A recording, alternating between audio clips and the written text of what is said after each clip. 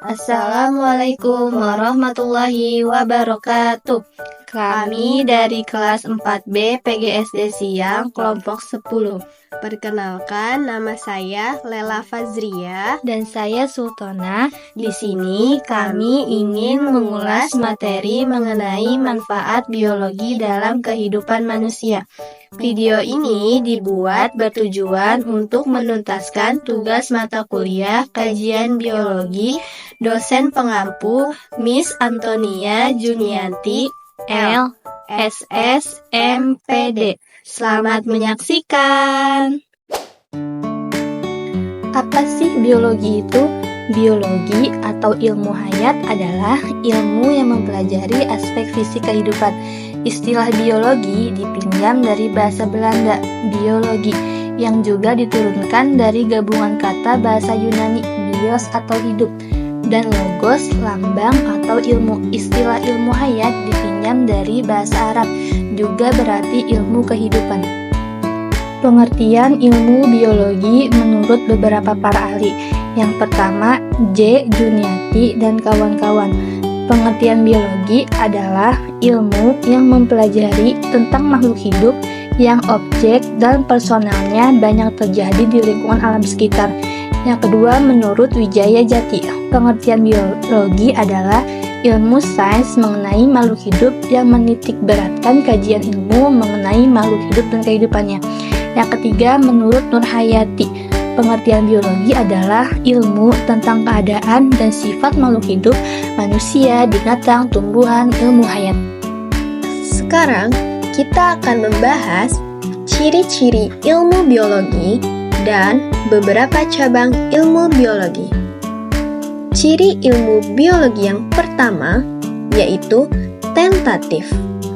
Tentatif artinya ilmu ini akan terus berubah sesuai dengan perkembangan waktu. Ciri lain dari ilmu biologi yaitu bersifat universal. Apa itu universal di dalam ilmu biologi? Universal di dalam ilmu biologi artinya pengetahuan atau teori yang diungkapkan dalam ilmu biologi itu sendiri berlaku untuk seluruh dunia. Berikut beberapa cabang ilmu biologi. Pertama, morfologi. Morfologi adalah ilmu yang mempelajari bentuk atau ciri luar makhluk hidup. Ingat, di sini ciri luar. Kemudian, anatomi. Anatomi adalah ilmu yang mempelajari struktur tubuh bagian dalam. Sedangkan fisiologi adalah ilmu yang mempelajari fungsi tubuh makhluk hidup. Jadi, ketiga cabang ilmu biologi ini saling berhubungan, mempelajari makhluk hidup dari luar hingga dalam. Yang keempat adalah botani. Botani adalah ilmu yang mempelajari tentang tumbuh-tumbuhan. Cabang ilmu ini membahas seluruh tumbuh-tumbuhan, baik yang dibudidayakan ataupun tidak. Yang kelima adalah zoologi. Jika botani mempelajari seluruh tumbuhan, maka zoologi adalah ilmu yang mempelajari tentang seluruh hewan tanpa terkecuali. Yang keenam adalah bakteriologi.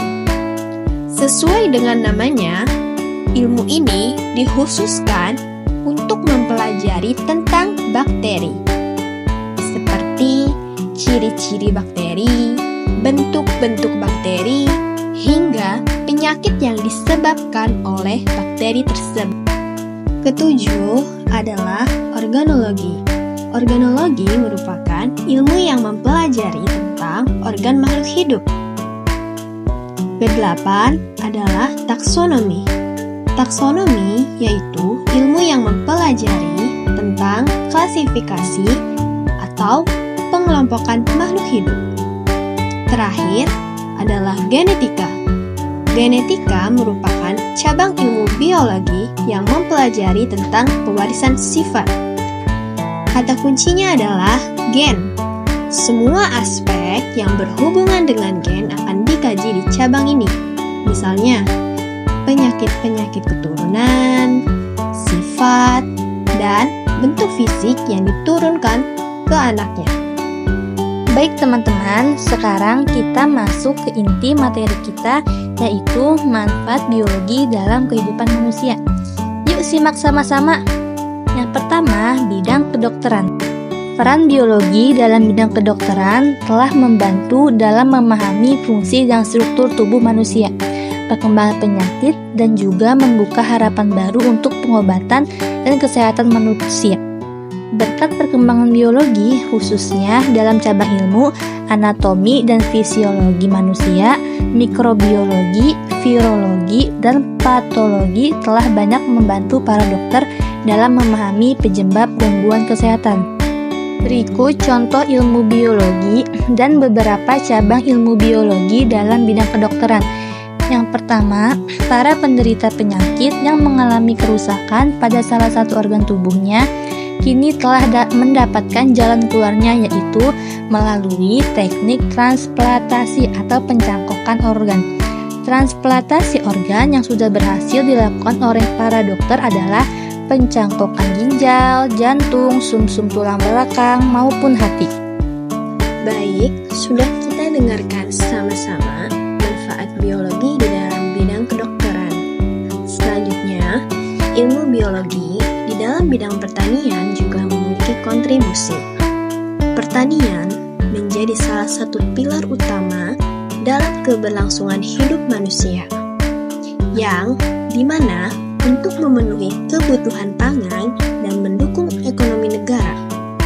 Dahulu, para petani hanya mengetahui cara-cara bertani yang sederhana atau tradisional, yakni menggunakan satu alat bernama cangkul.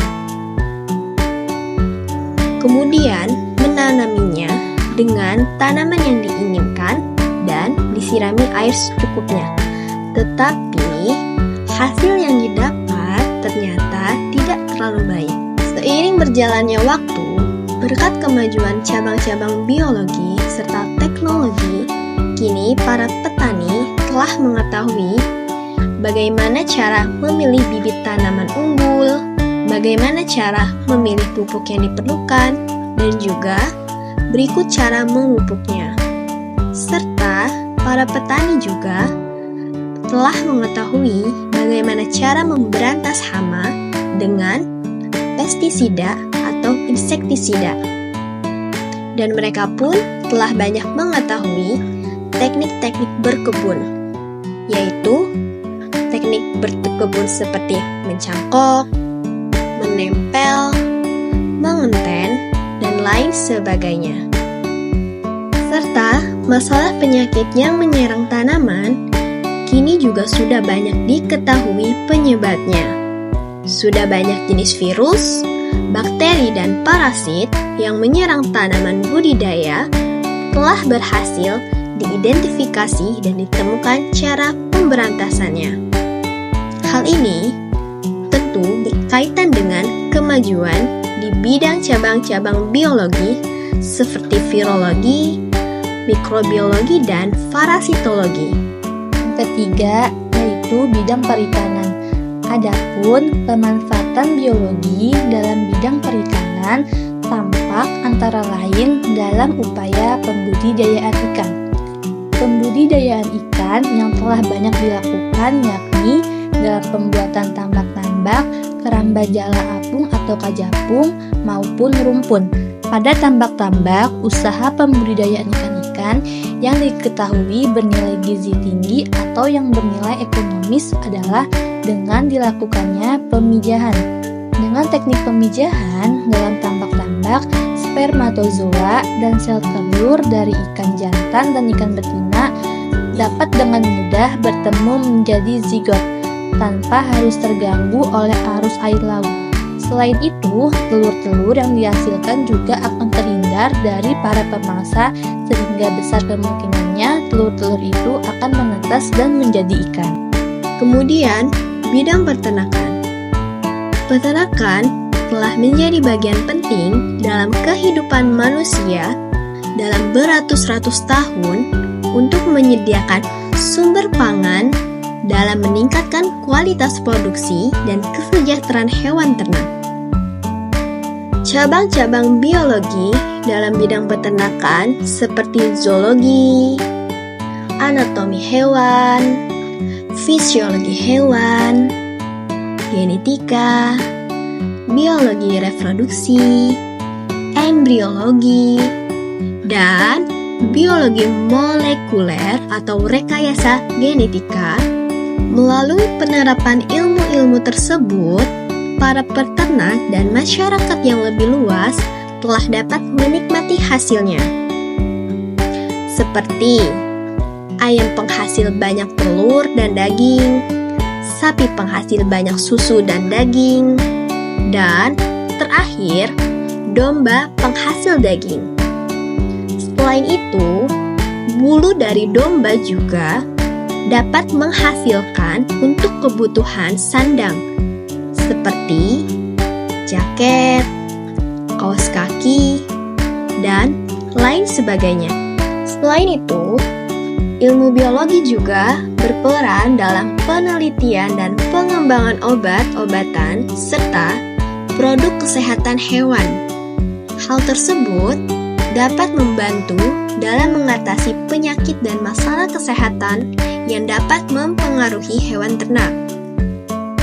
Dapat disimpulkan, dengan manfaat biologi dalam bidang peternakan, kita dapat mencapai produksi pangan yang lebih berkelanjutan, meningkatkan kualitas produk peternakan, dan memastikan kesejahteraan hewan.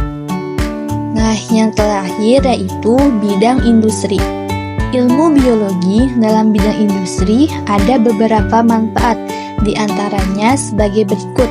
Yang pertama, ditemukannya kandung gula yang cukup tinggi pada batang tebu, menyebabkan berkembangnya pabrik pengolahan tebu menjadi gula.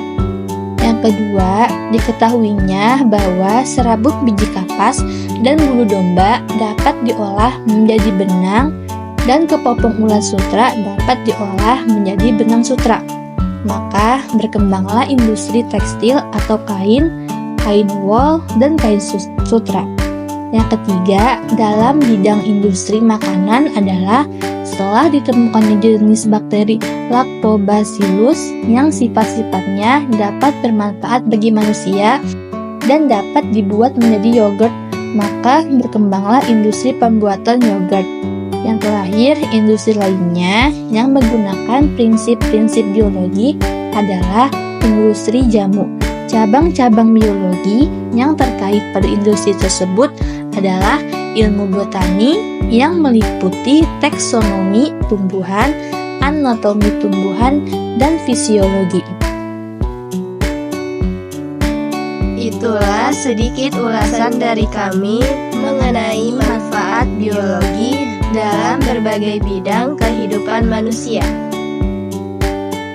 Jika ada kesalahan dan kekurangan, mohon dimaafkan. Terima kasih telah menyaksikan video kami. Wassalamualaikum warahmatullahi wabarakatuh.